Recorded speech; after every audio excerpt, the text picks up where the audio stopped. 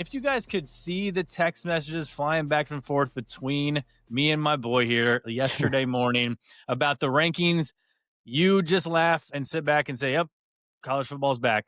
This is Always Talking Ball. Tyler Noe, Lance Spartan. Real quick before we get started, as always, make sure you like and subscribe on whatever platform you're tuning in on. Make sure you're following on X, Instagram, and TikTok. And of course, our weekly recap episode is brought to you by Frost Buddy. The guys over at Frost Buddy were kind enough to send me a couple teams here. Had to support these guys. Obviously, it's almost like a helmet sticker. Like they just did some work against the Orange this weekend and Joey A. We'll talk about them in a little bit, but I mean, it's just sick for all you Vols fans out there. Like the black is just nice. I mean, I'm not a huge fan of like their black uniforms they whip out in October, but as far as Frostbuddy goes, it's pretty sick. Go to frostbuddy.com/ATB. And after checkout, they will email you a 30% cash back to use on a future Frostbuddy purchase. All right, top 12. We do this every week during this time. We give out our top 12, our updated top 12 rankings. We're going to start none other than number one, the world famous Ohio State Buckeyes. Back on top, back of the number one spot. We didn't put you at number one to start the year. That's on us. Forgive us. We are familiar with your game. And we thought the 8 starters that you were missing on defense and the coordinators that you were replacing and all of that we thought the Texas Longhorns were the number one team in the country going into the year. And you beat them. Yep. And your defense looked fantastic. And we've already talked about that game at nausea early on, so there's no reason to keep going on. But we've got the Buckeyes at number one. Number two, LSU. Like Tyler said, after 1 week, I know there's some really good teams in the SEC, but like it looks like that the road to the SEC championship might go through Baton Rouge at this point. Do you agree now after week one that looks like that they're going to be playing significantly more complementary football and they're just more of a complete team now than they have been in, honestly, years? Yeah, I mean, it remains to be seen, I guess, if we're talking, if the trends you talked about Clemson, with the SEC competition, like hold, like maybe that's not the best offense LSU faces this year. Maybe we were all wrong in the offseason talking about Clemson's offense, and maybe they're going to play Ole Miss here in a little bit. Maybe they're going to play Florida, some of those teams, and they're going to play Alabama. And they're going to, you're going to play one of those other teams. And they did it for 1 week, so that's good. But I mean, yeah, they definitely looked the part so far. I mean, I would agree with them at number 2 right now. Yeah, and here's one that some people may sit there because everybody does their rankings different. Number 3, Texas. We had the Horns at number 1 going into last week. Texas went on the road and played the team that we now have ranked number 1, the defending national champions, the team that you would say right now are the kings of college football until proven otherwise, the Ohio State Buckeyes. And they went to a 14-7 game in a very, like you said, that game could have gone either way. And if Texas would have played LIU Brooklyn or somebody like that, we'd still have them ranked number 1 in the country. So we didn't punish Texas and knock them down 10 spots because they actually went on the road and decided to put their freaking big boy pants on and go toe-to-toe against the Buckeyes on the road. I don't know which account that was that tweeted it out, but he gave and it got a ton of reactions, like good reactions.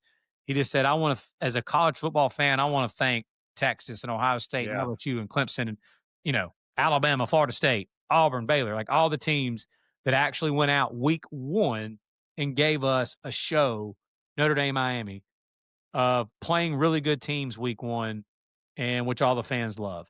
So and that's how it should be too. I mean, because again, with the new metrics that the committee talked about, like you should be rewarded for winning those games, which we've obviously rewarded Ohio State and LSU for winning those games. And we'll get to number 5 here in a little bit, but you shouldn't be like just super punished unless, unless you look like Alabama looked. I agree. You shouldn't be just severely punished for testing yourself week 1, especially with these new quarterbacks. But yeah, dude, if Texas would have went to the shoe and got their cheeks clapped, sure, we would have dropped. But like, that's not what happened. Like it was a great football game. Ohio State won. They look like the better team, yes, but still, we're not going to punish Texas too much for losing a very close game going toe to toe with the team we got number 1 right now. Yeah. Number 4, Penn State. I mean, they took care of business week 1 against Nevada. Uh, Obviously, the talk was after the game. I mean, I think the receivers caught more passes than the receivers caught all year Yeah. last year. Pena and was it Hudson? Yep. That had a big day. So yeah, I mean, Penn State. Everybody, some people have them number 1, some people number 2, whatever. But Penn State's one of the best teams in the country. They didn't play anybody worth a dang week 1. They don't really play anybody worth a dang until another few weeks from now. To Oregon. To Oregon. So I mean, I don't Yeah. know how much they're going to be moving up in our polls right now. Yeah. But we have a ton of respect for this Penn State bunch. We have them ranked number 4. Number 5, the Miami Hurricanes. Beating Outside the top 12 into the top 5. exactly. As we like to tell people, like we don't go from like what we had last week, got to do it this week. No, we go week to week, clean slates, and look at things differently from week to week. And I mean, Miami looked really good against one of the best teams in the country, against Notre Dame. They did, and the way they did it, Carson Beck playing the way that he did, those inexperienced receivers, we thought that was a question, not a weakness. It definitely doesn't look like a weakness. It definitely doesn't look like a question anymore. Defense played solid. Both lines of scrimmage really good for Miami. We have them ranked number 5. Number 6, the team that we got to watch play Miami in that incredible game that we all got to see last night, Notre Dame. Same thing was said about Texas a minute ago. Notre Dame went on the road in a hostile environment, challenged themselves week 1 against a really good football team, went toe to toe. That game came down to the end. Miami won. We're not going to drop Notre Dame 5 or 6 spots behind teams that played nobody. Yeah. Okay. Things can change later on down the year, but as of right now, we still believe Notre Dame is one of the best teams in the country. We did drop them. We had them number 2 in our poll last week. We did still drop them. We have them behind the team that just beat them, but we didn't drop them a bunch of spots because, again, they actually went and challenged themselves. Number 7, the Georgia Dogs, the Georgia Bulldogs. They whipped up on old Marshall in Athens, as you know.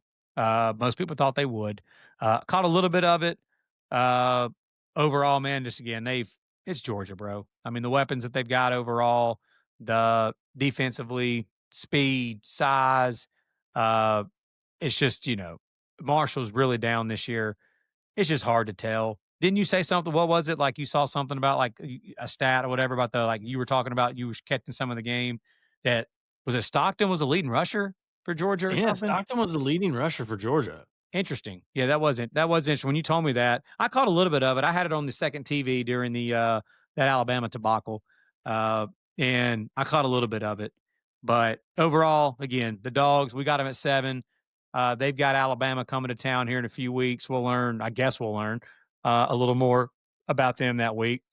Number 8, Clemson. I struggled a little bit whether to drop them more or not. This was one of the things Tyler and I were texting about. Tyler was right. I'm one that loves to beat the chest about who'd you beat and who'd you play and all that. Clemson challenged themselves week 1 and played LSU. Clemson last year challenged themselves and played Georgia in the Georgia Dome week 1, like they did. They lost that game by 31. They did. We dropped them big time after that. We did. Big difference this year. They didn't lose by 31. Yeah. But it is now, again, like I already went into that a minute ago. Clemson has a problem against the best team, against the best competition, especially on offense. But because they didn't go out and play the deaf and the blind, they actually played a really good football team. We're not going to dock them a ton. Number 9, team. I know they didn't play a great team. They put a really good FCS team in Montana State, but the Quack Attack, the Oregon covered Ducks, the crap out of that spread. They did, and I did catch a little bit of that, bro. That offense, man. Again, Will Stein, they looked the part, bro. Again, I know it's whatever. It's hard to tell from competition wise, but they did what you're supposed to do against a team like that. We see a lot of other teams that don't go out and do what you're supposed to do against teams of that level, and Again, Montana State, I'm not trying to act like that Oregon played a really good team, but Montana State's a good FCS team. Hmm. And they did exactly what, if you want to see one of your elite teams go out and do to a good FCS team. Oregon looked the part offensively, for sure. And defensively, the speed, again, they've got bigger and stronger on the defensive line. They look solid. Number 10, the Gators. I made references to LIU Brooklyn. At Yeah. least they didn't go out and play LIU Brooklyn. That's Yeah. exactly who Florida played. Yeah. They get South Florida this week. But again, seen some stuff online. DJ Lagway, Vernell Brown III made maybe the catch of the year already, just in week one. But the Gators look solid week one. 11, Texas A&M. I did catch a decent amount of that game. That was on my second TV of the night games. UTSA did put a pretty decent fight, especially Hmm. offensively, against A&M. But you made the point, bro. We talked about the Texas A&M wide receivers all year long. That Texas A&M offense, man, can be scary now. That with the KC Concepcion and Mario Craver already we're making big plays Yep. week one for the Aggies. And number 12, we've got Arizona State. We had them 12 last week, have them 12 again this week. Who'd you have number 12? I had the Utah Utes at number 12. I respect it. For me personally, going into that first game, I didn't think UCLA was worth anything. I get it. So for them to go out and win that game, obviously by 33 points, that's impressive. It was just a little bit too high of a jump for me from where I saw Utah as maybe like a fringe top 20, top 25 team around, like to jump them all the way up that much by beating a team that I didn't think was really going to be that good this year. So that's why I stuck with Arizona State. And Whittingham. I know they beat Northern Arizona, but like I just stuck with Arizona State. I was so impressed with Utah, bro. Maybe I'm prisoner of the moment. Maybe I'm overreacting after 1 week. But you're right. UCLA was booty for sure. But Yeah. Utah made them look even more booty. Yep. All right, that's it. Thank you guys for bearing with us. This is a long episode. We talked about a lot of stuff. It I was can fun, though. guarantee you that this slate coming up in week 2, it's college football. We love it, but it's not as good as the week 1 slate. All of those weekends are kind of, those surprise you sometimes. And this is a great time for anybody that's still here. Then maybe this doesn't even apply to you. But Tyler does a great job of combating these longer episodes by putting breakouts on our YouTube. And like, so if you just want to hear about certain parts of Tyler does a great job of putting some breakouts out. Sorry if you weren't planning on breaking things out. I just announced that. But yeah, Yep. like this coming up week when we're talking about matchups, for example, Oklahoma, Michigan, like if you want to hear we want you to hear the whole episode, but if you're an Oklahoma fan and you want to hear really just the Oklahoma, Michigan part, you can go to our YouTube. You Yep. can definitely hit that subscribe button and you can watch and listen to the Oklahoma, Michigan breakdown without having to watch the rest of it. But Yep. again, watch the rest of it. Like we're ball knowers. So watch the rest Yeah. of it. But thanks for It's tuning pretty in, guys. solid. This was fun. Yep. This was fun. We'll be back on Thursday with week 2 preview. So for Lance Barton, I'm Tyler Noe. Take care. Have a great rest of your day, and we will see you next time.